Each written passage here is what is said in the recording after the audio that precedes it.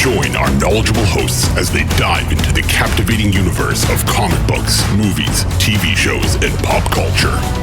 Get ready for vibrant discussions and a shared enthusiasm for all things superhero and beyond. A comic podcast straight from the panels. This is Beyond the Capes.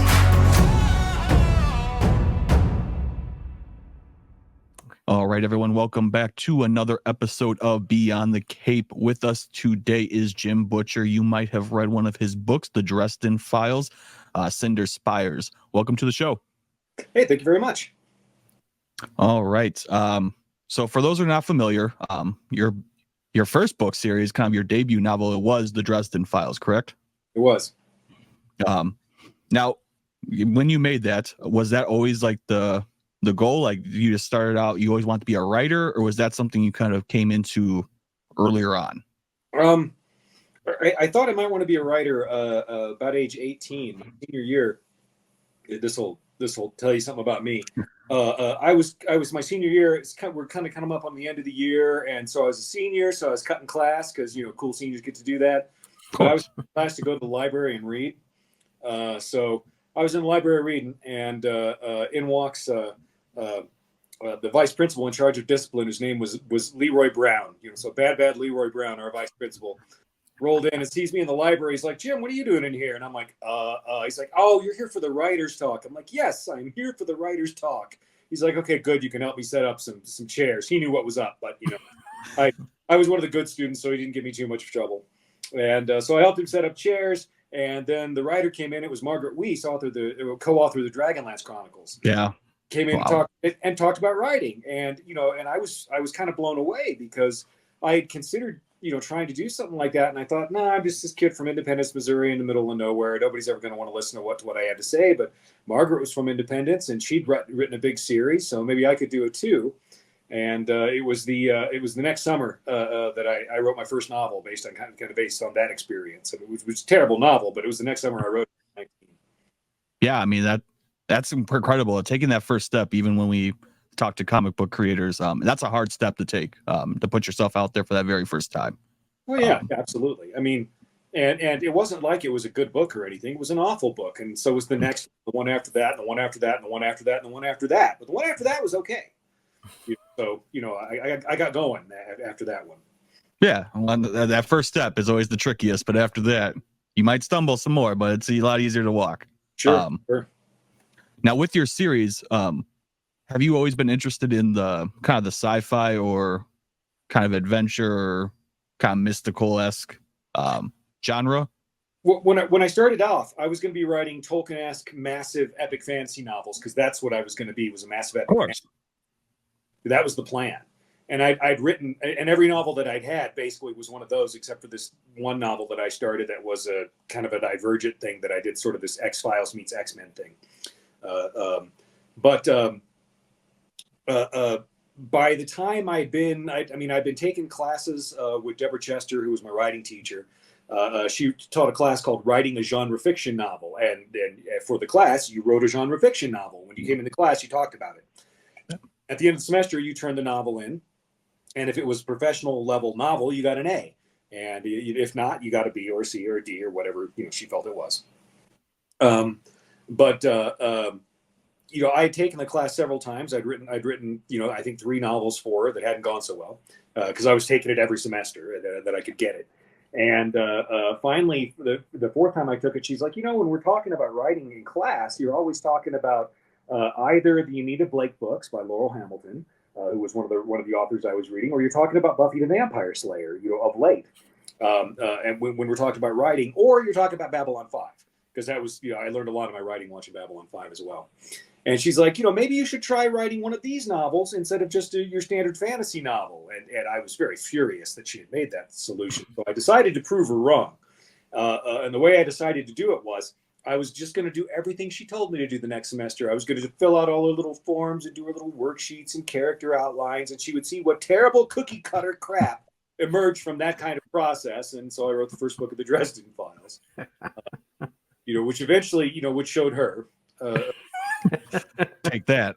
But yeah, I remember I turning the first couple of chapters, and she rolls up to me and says, or I sit down and turn the first couple of chapters, and she takes them. And now bear in mind, this is a woman whose critique had included such things as rolling up my chapters into a roll, leaning across the desk, popping me on the head with it and saying, "What were you thinking?" I mean, it was that kind of, she didn't believe in mollycoddling the students because she was trying to get them ready for New York.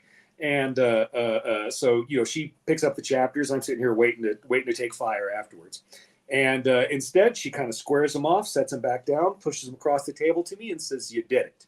I said, "What?" Because I was not used to this sort of this was the most positive response I'd ever had from her. It's a trap. Because I don't know if this will be the first thing you sell, but this is of professional quality. You're going to be able to sell this, so hang on to it. And the first couple of chapters of Stormfront. Yeah. And I was like, okay, wow. And she, we had a few things to talk about. She wanted me to change the setting because originally it was set in Kansas City. And she says, "No, you're walking close enough to Lower Hamilton Stoves. You don't need to set your book just down the highway in the same state. You need somewhere else." And so I was like, "Okay." She's like, "All right. Now when you come back, I want you to come back with the rest of it, or with an outline for the rest of it." She meant the rest of the book. Instead, I roll in the next week with an outline for the entire series, like for like a 20-book series, like a 3-book capstone trilogy at the end of it. And it's a consult course, and this particular one was a consult course. So you'd come in and you'd have 45 minutes to meet with the professor, and you would get critique.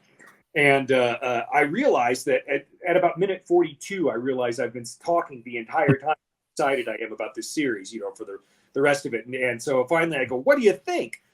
And I can still remember the look on her face, and the look on her face said, "I've just gotten this guy on board. I don't want to discourage him, but I can't lie to him, but I don't want to discourage him either because he's never going to be able to sell a 23-book series." So instead she says, "You know what? I think if you can sell, a 20-book long series, you should be doing fine." That was her response. And because she never told me it was impossible, I did it. It kind of didn't start off that way. I started off selling 3 books, but then they liked those and they wanted a couple more. And at that point, the books had taken off. And now this is what I do. This project that I started off as an accident to prove a point to a teacher. That's what I do now. It's launched you into a whole career, and we appreciate you choosing Chicago. For both of us being from the city. Yeah. Well, all the things that I get wrong about Chicago then when I write it, especially the early books when I'd never been to Chicago and couldn't afford to go there. And as close as I could get was some people that I'd made contact with on the internet who lived there. And I'd be like, "Hey, I need to know what the east wall of Graceland Cemetery looks like." "Oh, I drive right by it on the way to work. I'll take a picture and send it to you." That sort of thing. Yeah, perfect. Hey, everyone knows the beans in Chicago. That's Chicago. That's it. Had a dawn of the internet. I went out. I bought a couple of guidebooks about Chicago. Was the best I could do, and then as more stuff developed and more people started getting involved with the net, taking pictures and everything. Google Earth. You can drive down the streets and look at things. So now it's like, all right, before I write this scene, maybe I should go check. Go drive down the street on Google Earth and be sure. There's a scene I'm writing where there's some monster. He kicks a giant. Kicks a car out in front of Butters to slow him down. Like, maybe, wait a minute, let me go check this street. And I'm going down the Google Earth street and looking left and right. It's like no parking signs on either side. There are no parked cars there. Oh, wait a minute, giant planters. We can have them kick a giant concrete planter out in the way instead of do the same thing. But yeah, it's constantly. I could not imagine growing up in Kansas City and around Royal Stadium, Arrowhead Stadium. I could not imagine the idea of a stadium without a big parking lot around it. Who does that? Yep. Chicago does. Chicago does. That's for sure. Yeah, they were doing baseball before they were doing cars. So, Yes, sir. Yeah, if you ever wanted a city in the winter where you shovel out your spot and put a whole couch out on the street, that would be Chicago for you. Now, was it once you got started writing, and obviously you wanted to be a writer, did the process get easier, or did you find yourself kind of getting, once you got through that first book, kind of more difficult because you want to continue the success and you come off so strong, like maybe with getting that first book out there and kind of achieving that, now to carry on the rest of the books? Well, I had written, before I sold the first one, I'd written the first 2. Okay. I was kind of partway through the third one and then realized as I was partway through the third one that I was writing a mystery book and I'd forgotten to write a mystery. So I thought I had to go back, start that one over again, but eventually did. For a while, the first couple weren't too hard because I was only writing. I had a couple of beta readers and that was about it, and so those weren't a big deal. And then as the books have gotten longer, they've gotten increasingly harder as I've gone because I got to keep consistent with what's come before. Yeah. And that's way harder than you'd think because every book, by the time I'm done with it, I've seen 7 or 8 or 9 slightly different versions of the same book, depending on how many editors it's gone through. Because I'll write the first draft, and that's one copy, and then I'll scan over it and fix anything that I can see that's wrong, and that's the second time I've seen it. And then I send it off to the beta readers. I get their comments back. So then I got to change it again, and then it goes off to the editor. Editor comes back, it gets changed again. Then to the line editor, comes back, it changed. Copy editor, etc. And so by the time I'm done, in my head, the Dresden Files is not just kind of, you guys get to see just like one set of books and here's the canon. And in my head, I've got this cloud of slightly different books that are, sort of clouds of alternate reality possibilities that sort of exist in my head and nowhere else. Because, I'll read this and be like, wait, didn't I have Dresden have a fight with this guy in book 3? Oh, no, that got edited out. Oh, okay. So yeah, nobody knows who this person is. I have to introduce them all over again, like that. And and then there's always stuff that I can't keep track of, and so I go to the fan wiki, because the fans keep track of it so much harder than I do. Yes, they do, and I do it for a job, So when I've got a problem, I'll go to the fan wiki, say, okay, wait a minute, look, what color was this character's eye? How many kids did the Carpenters have again? And what are their names and what order is it? Okay, now I've got it. And I keep realizing how fast the kids grow up, even though they're fictional kids. Yeah. Then so it's funny too. So then everyone listening, obviously there is the Butcherverse that we don't see, and then there's the books that we have read. Right. Yeah. In my head, it's so much more confusing. So I've got to be careful what I'm writing. So I've got to pay a lot of attention to my beta readers, and I've got some people who are very good at continuity that will pick things up. Because I've always wondered if when you get that many books, if you guys just keep like pictures up on your wall, kind of like the serial killer-esque with string theory, kind of just going from picture to picture, just to kind of remember what happened. I mean, honestly, I should. I really should. I don't think I have all of it. That would be fantastic. With the wooden walls, I could just push in thumbtacks anywhere, get some yarn, exactly, some weird pictures, some articles, stick them up. Anytime someone goes to visit, they're like, "What's going on in there?" Don't worry about it. It's a long story. I'm planning a story. Don't worry about it. I know it looks like I'm crazy, but I'm actually a writer. At the end of it, it's going to be fantastic. Yeah, that's what my search history. That's my excuse for that. I'm a writer. Okay, NSA. I'm a writer. It's just research. That's all it is. I'm doing doing research of EMPs on major American cities. I'm sure I'm being tracked at this point. So. Now with the Dresden Files, obviously you got to a point where everything was going good and you've launched other book series. At what point did you feel comfortable, or was it just a need to kind of take a break from the Dresden Files that you made Code Alera and Cinder Spire? Well, the Codex Alera was that was another book that I started early, and there's another shameful story about how that one got started. But that one got started on a bet, short version of that. And I wound up writing this story, and it turned out being pretty good. And so it was like, oh, okay, I really like this. And I had to go to the person I made the bet with and say, hey, I don't want to publish this on the internet. I think I want to go sell it. And so he was like, so I'm right. And so the guy I was doing the bet with was right. He got to be right, and I got to get a 6-book contract. So everyone wins. Yeah, we all won. Everybody won on that one. But so that was. I wanted to do something other than writing Dresden, and I wanted to do, Swords and Horses fantasy, because that's what I always wanted to do anyhow. So I wrote the Codex Alera series, which is based on the concept of Lost Roman Legion meets Pokemon. That was where that was born. I mean, stories get born in weird places. Exactly. Dresden Files got born out of no, you're wrong, and and me learning otherwise. And then that one got born there, and then the Cinder Spires got born out of way over caffeining myself and driving home at about 5 o'clock in the morning from a LARP, and driving a minivan full of teenage boys home, and they all fell asleep, and so I just had to keep drinking more caffeine to stay awake all the way. And the first couple of chapters of the Cinder Spires just sort of appeared in my head while I was driving, with this big thunderstorm I was trying to get away from. So the stories come from weird places, and and I want to do more. I want to write some science fiction. I've considered writing a bit of horror. That might be a lot of fun. Yeah. And kind of give those a shot. But I've got a science fiction book that's halfway done. It's been halfway done for like 12 years now. I swear I need to go back and finish that one. Yeah, I mean, it sounds like that might actually be out before the ending of Game of Thrones, so we got that to look forward to, because I don't think that'll ever happen. It could be. I don't know. I mean, I don't want to throw any stones. I haven't exactly been writing at top speed myself lately, although I'm bringing it back up slowly. So we'll see what happens.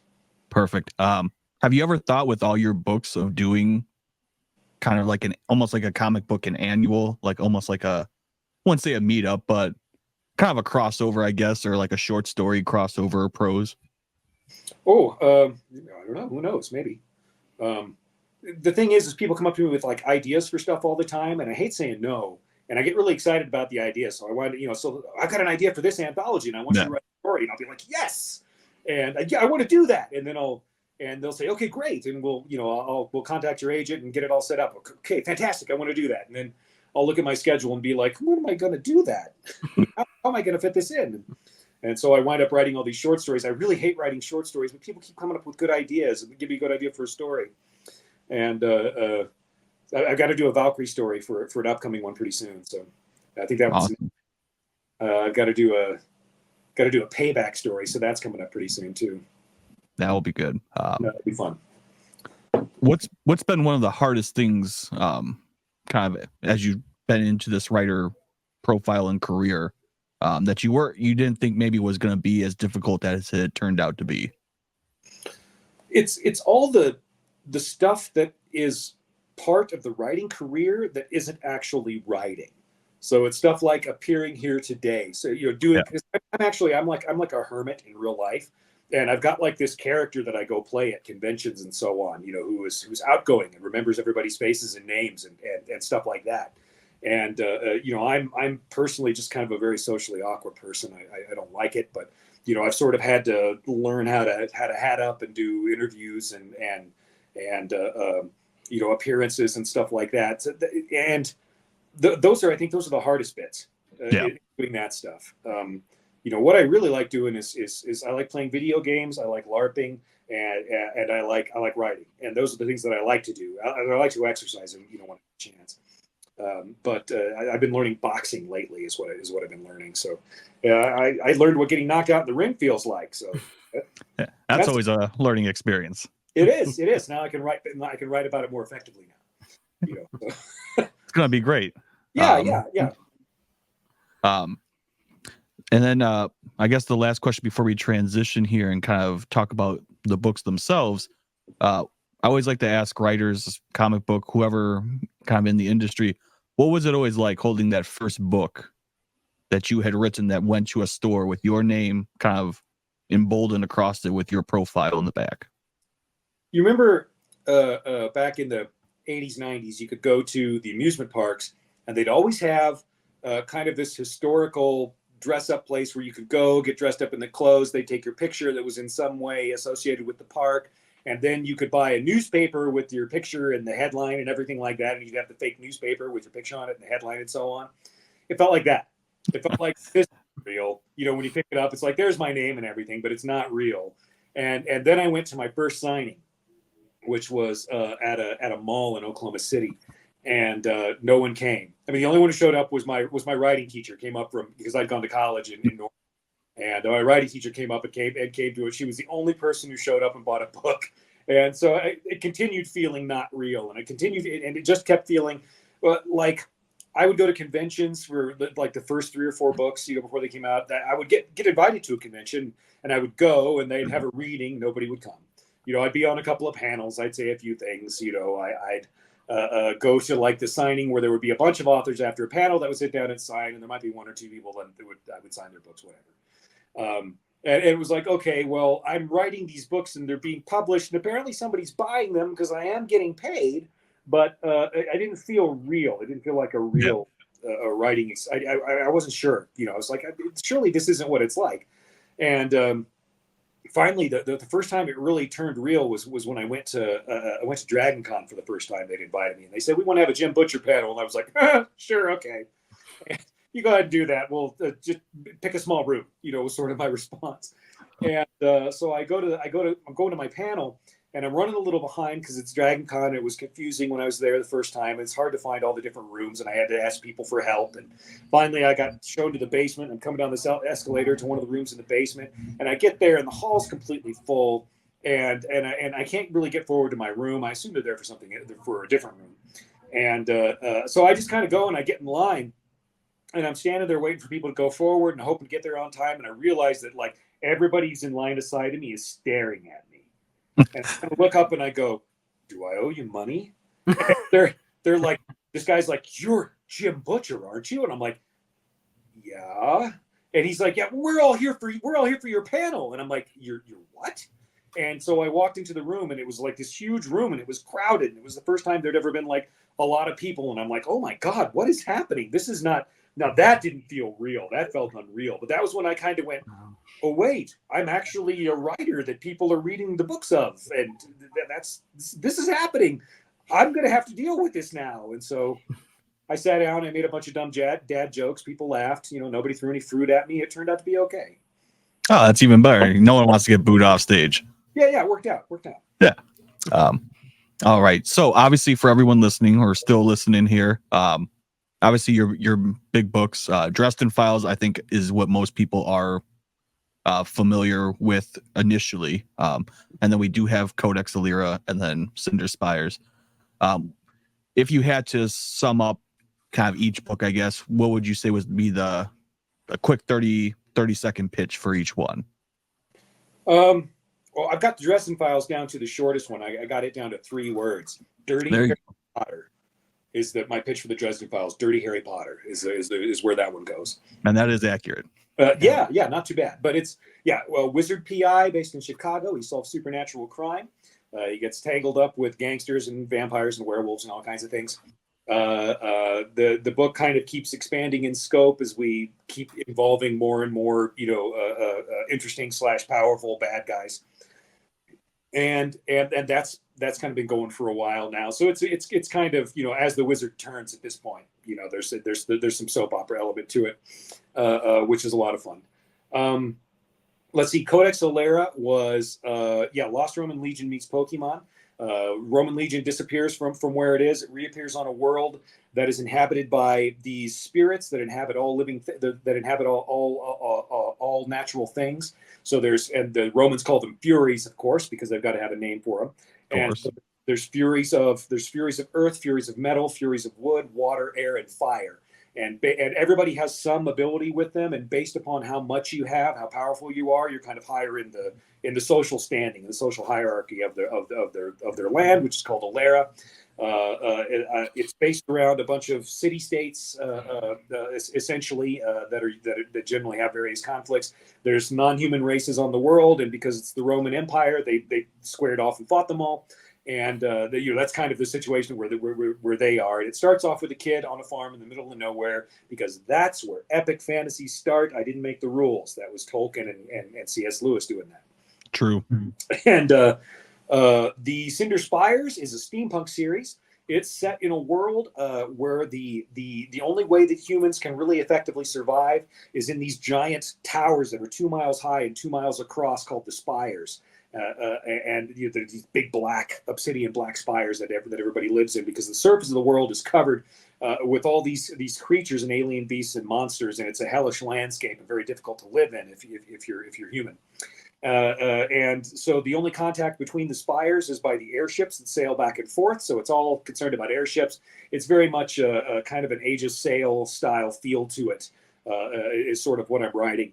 And so the central characters are Captain Grimm of the Predator, and his ship is being used by essentially the local chief executive has hired him to be his personal go-to guy. And so the Predator gets sent out on all these missions, and the crew and people that go along with him, are the central characters of the series. And so it's sort of it's a bit of a Napoleonic feel to it going on. where we got kind of a building war, much as we saw in the early Hornblower novel. And so that's what I've been, in that one. That's what I've been working on. I think it's actually a science fiction book, but everybody tells me no, it's steampunk. Well, can we call it steam opera? If There it's we not go. opera, can we call it steam opera? They're like, no, we're not making a new genre name for you, Jim. It's like, fine. All right, we'll come back to that. Yeah, maybe we can do that again in the future. Revisit. Now, what's really nice is obviously you have these 3 distinct books with very distinct characters and storylines. Is it nice to just kind of be able to, like, if you're writing a Dresden File book, to be like, I'm just kind of stuck.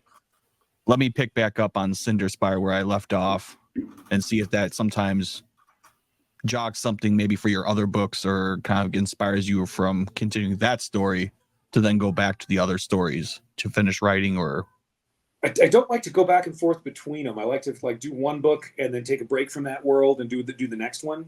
Okay. I really like having a project that isn't Dresden Files around, because if I just do Dresden one after the other, it's really kind of grindy. And yeah. I don't think it's harder to produce good work when I'm doing that. And I've got this weird thing where I don't want to do substandard work either. So I've got to, that becomes a problem. So I like switching back and forth. There's the whole reason I started doing that. And so, yeah, I'm just about, I'm getting to the point where the rest of this Dresden should go pretty quickly. The way you write a book is like setting up dominoes. You set up dominoes for the first 70% of the book, and then you get to knock the dominoes over, and writing the rest of it is just fun. Writing up to the end, that's easy. So I'm getting to the point where I'm just about done setting up dominoes. I'm very excited about that. And then I get to do the rest of the book. So I should finish it up in the next few weeks here. And then after that, I'll be able to go back. I'm looking forward to going back to the Cinder Spires universe, because I set that one, the end of that book, I set it up to where it's like, okay, there's all these things happening, but I really want to, what's going to happen? I don't know. This is a great situation. I love setting, I've got a couple of characters who have to go be frenemies for a while. They're enemies, but they're stuck on the surface. So they're going to have to go be frenemies for a while. And that's going to be a ton of fun. I'm very much looking forward to getting back to that after I get this Dresden done. Yeah. Well, funny enough, I guess with Dresden, obviously you've been writing that one for quite a while, and you got a number of books with it. Do you have, I wouldn't say an end in mind, but kind of like a final arc, or it kind of in your head right now? I know what the ending's going to be. I'm not quite sure what the fallout for the ending's going to be. I'm not sure Dresden survives this or not, is the thing. But I don't see how he's going to do it, but he surprised me before. So, I suppose he could. But yeah, I mean, I wrote it, I wrote the whole thing. I wrote essentially, I wrote the basic story question for every book, all the way through the series and the big trilogy at the end. I planned out the big trilogy at the end before I wrote all of book one. I had the kind of the basic plan for it. And then I kind of went through and wrote all the world headlines, several newspaper headlines in the world under each story thing. And that was sort of how I originally laid it out in my my notebook from class, which I still keep and refer to occasionally, because at this point I'm a little paranoid about deviating from it, because that guy knew what he was doing back then. As I've continued as a writer, I've become less and less confident in my ability. But that guy back there, he was confident. He seemed to know what he was doing. So, I'm going to stick with that plan. We'll trust him on that timeline. Alex, I know you had a question. Yeah, I did. So, Jim, prior to when you were writing the Dresden Files and you were trying to figure out the city, to choose for him to do his investigation and for his world building, were there other cities you considered besides Chicago or before landing? Well, bear in mind, I was only doing it to prove my teacher wrong, and I wasn't really invested in it. So I set it in Kansas City because I knew Kansas City a bit, because that's where I grew up. And when she said pick a different city, I said, what city? She says, I don't care, just not Kansas City. Don't put it in Missouri. And so I looked at, there was a globe on the file cabinet next to her desk, and the USA was showing, and there were 4 cities on the globe. Didn't want to use New York, because in New York, all the editors know everything and they'll catch you on every single mistake. Would become frustrating rapidly. So I didn't want to use New York. I didn't want to use DC because I didn't want to write politics. If you said something in DC, you kind of have to write politics. Yeah. I didn't want to use Los Angeles because it was Los Angeles, and TV's kind of got Los Angeles all sewn up anyway. So I went with, the other city on the map was Chicago. So I said, how about Chicago? She says, fine, whatever, as long as it's not Missouri. And that was, that was how that happened. And so then I had to go out and research Chicago after that, which, that went up and down for a while because I was a poor college student. Yeah, and I know in one of your books, spoilers for our listeners, you brought Sue the dinosaur back to life. Oh yeah. And I loved reading that part. Can you maybe just delve into like your decision of like bringing like her as kind of like this zombie dinosaur? When I was in the midst of writing book 4, okay, and the way I would write would be, everybody else would go to bed. And if I was at home for the evening, everybody else would go to bed, and I'd stay up late working because I worked third shift anyway. So I would work 10 to 6 a.m. at an internet provider, most of the time when I was writing these early books. And I'd kind of gotten used to that. So people would go to bed, and then that was when I would start working.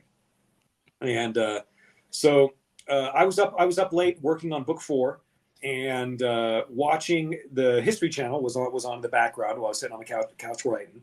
And they had a whole special that was about Sue, the T-Rex, on the History Channel. They went into all these cool facts about her. I totally want to use that because I've been planning how necromancy worked in the Dresden book, and I knew that I wanted that necromancy. I wanted the older whatever you were using and trying to animate, the older it was, the more power you could pour into it, and the more powerful the undead it would be. Right. Sort of the basic notion that I wanted to work with for working with undead. And I was like, and what's older than a 65-year-old T-Rex skeleton, a 65 million year old T-Rex skeleton? That will be awesome to have a necromancer animate that. And then I thought, no, that would be awesome to have Dresden animate that.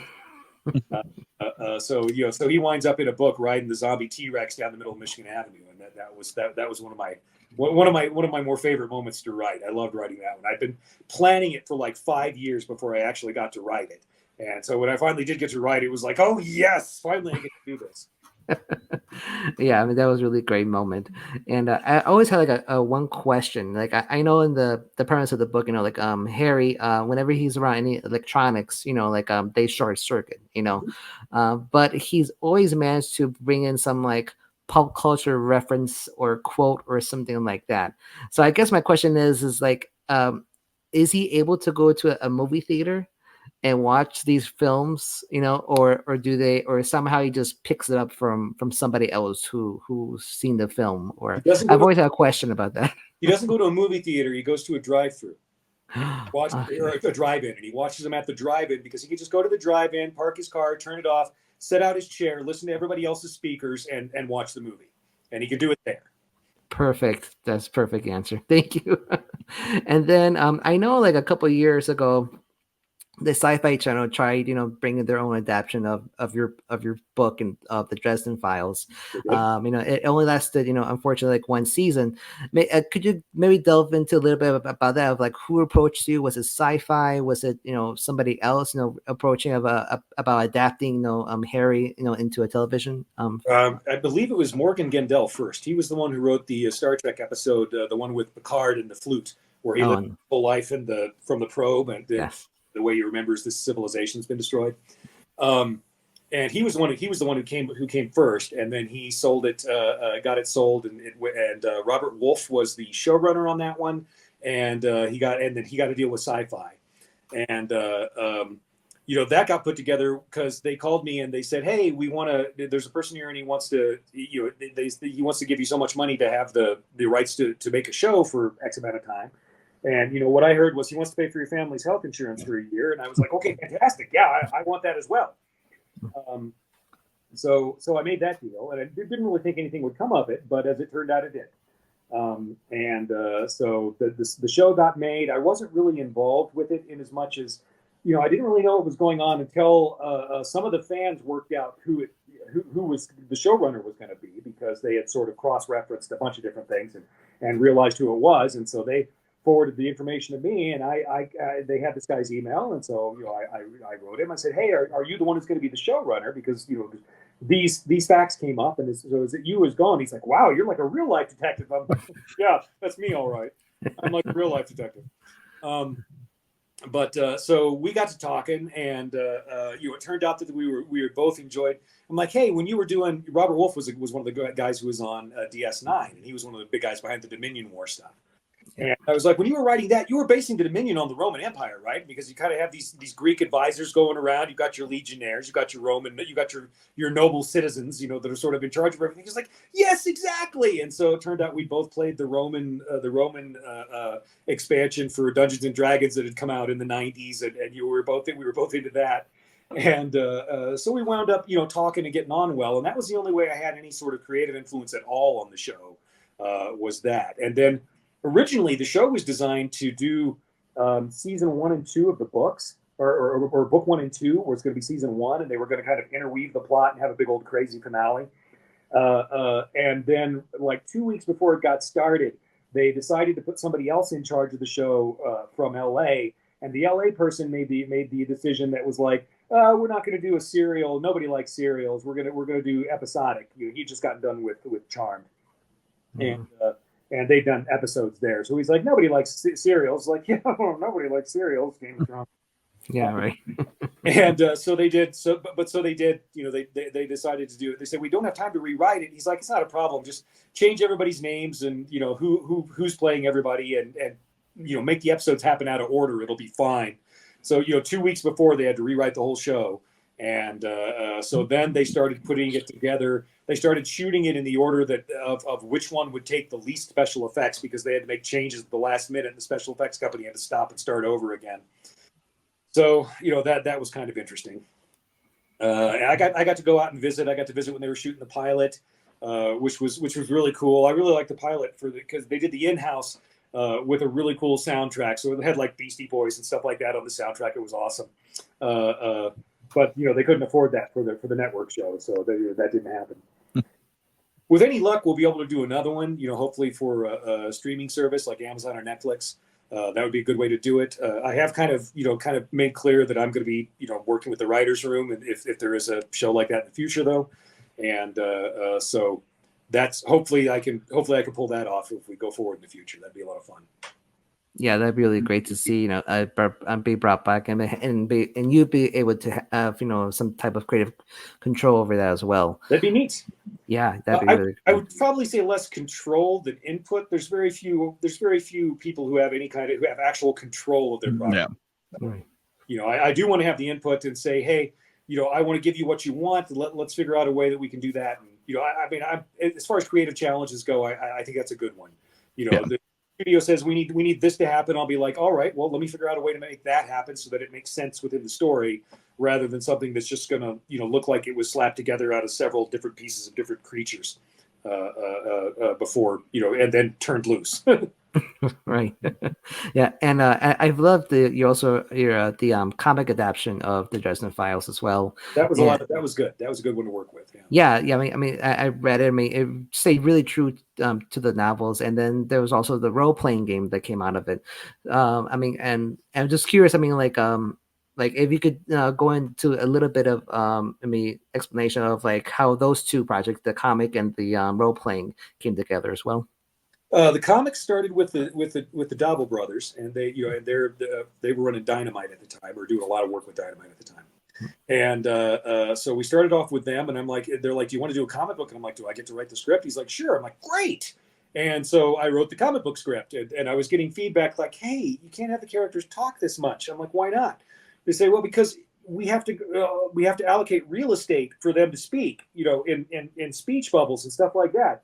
And if they talk this much, there's no room left for pictures. So then you don't have a graphic novel. You've just got a novel. We know you write those, but we're also working with an artist. I'm like, oh, yeah, okay, good point.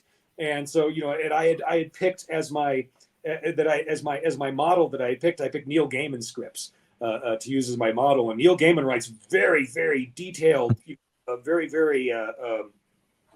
He's the one who's he's not really given the author the artists as much freedom, because he's writing very specific. Yeah. This is the image I want. Here's what it needs to look like. From this angle, from there. And I was doing the same thing.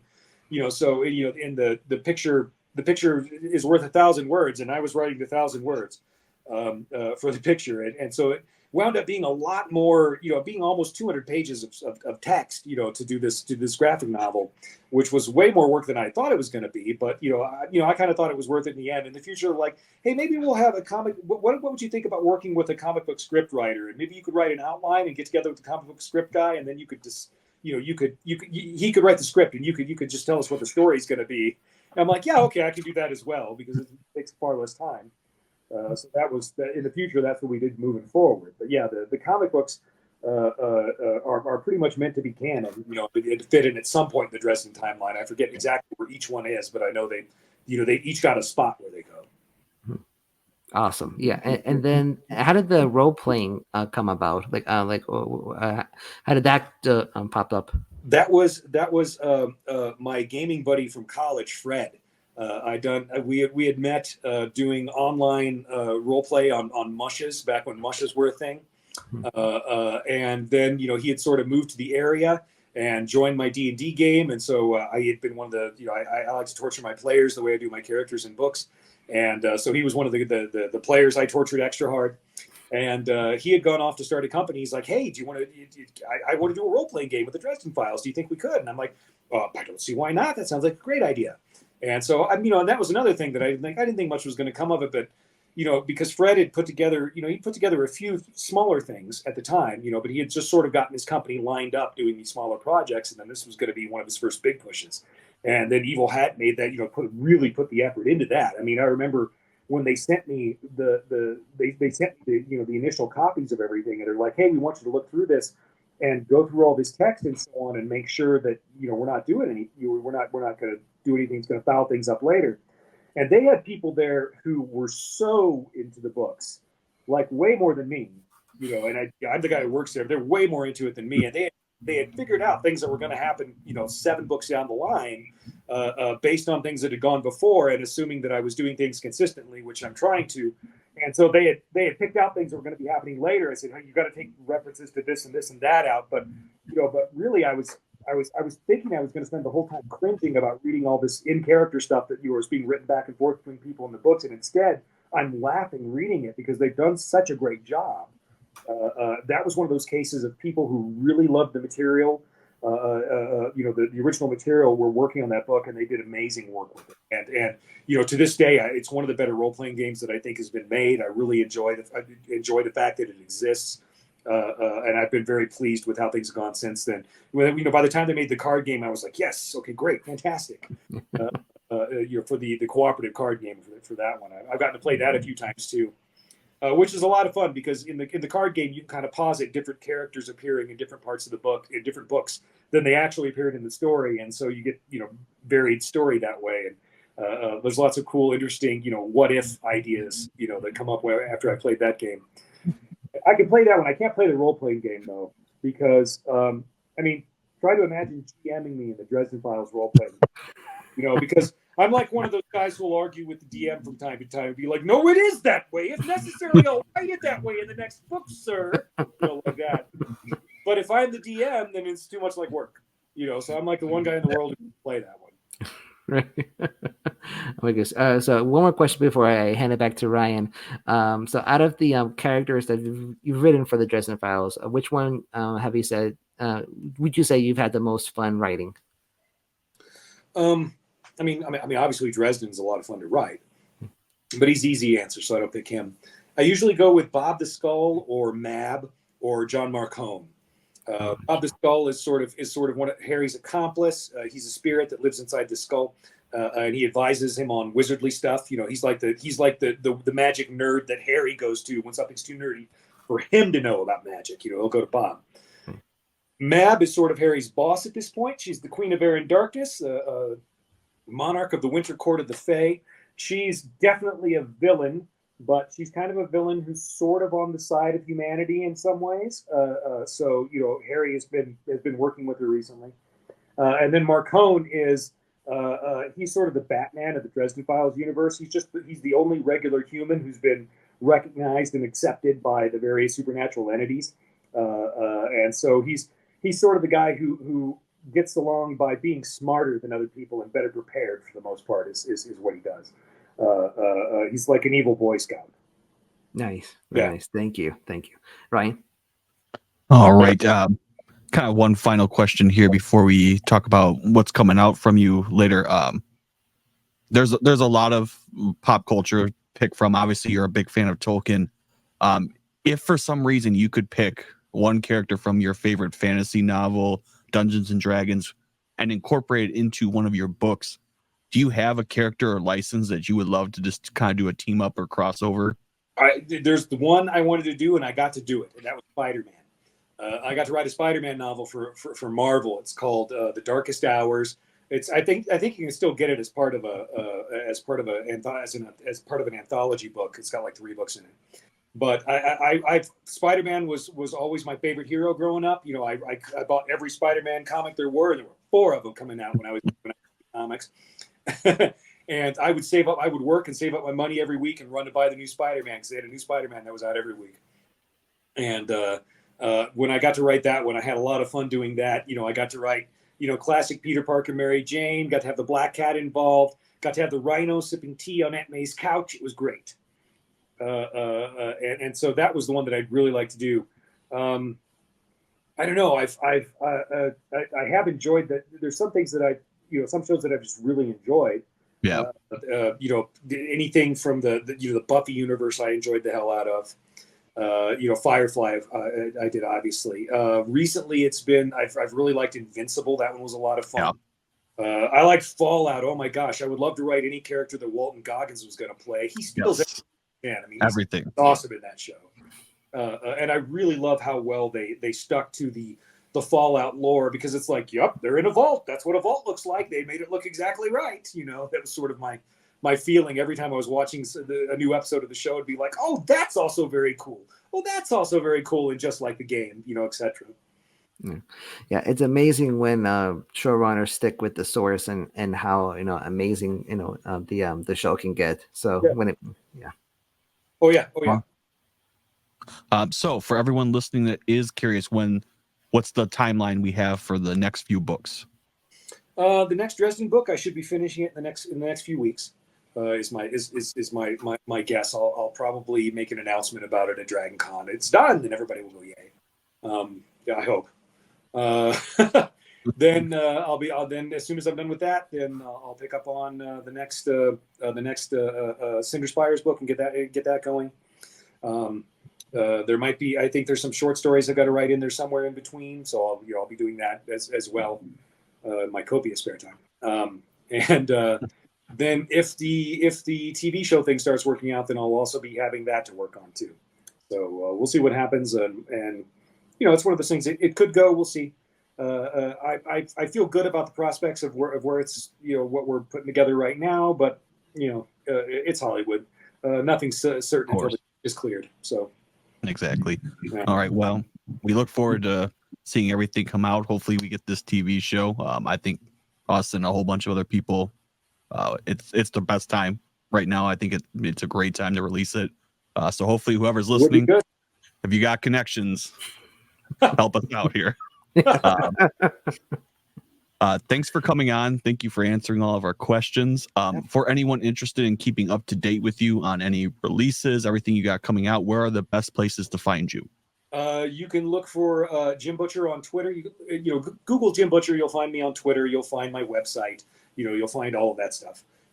Jim Butcher, probably Jim Butcher author. There's several other Jim Butchers. There's like a professional. There's like a jazz singer and a professional fisherman and stuff like that. But if you look up Jim Butcher author, then it'll take you to my website. That's at jim-butcher.com or Jim Butcher online. So you'll be able to find me there. And I try and keep that, everything's up to date there with what I'm releasing and, what's coming out. And there's also a tracker where, as I finish the story, it sort of there's a progress bar for, I stole that from Sanderson, in the hopes that it would help me write faster. And so far it's been working to do that. So.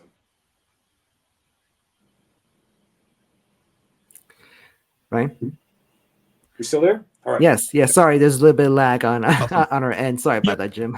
No worries. Yeah. All right. Perfect. Well, we definitely look forward to watching everything come out. Thank you for joining us, everyone who's listening. You can find this podcast wherever you get your podcast, and you can listen to it on YouTube. All right. Thanks for coming on, everyone. Have a good night. Thanks so much. Take care. Thank you.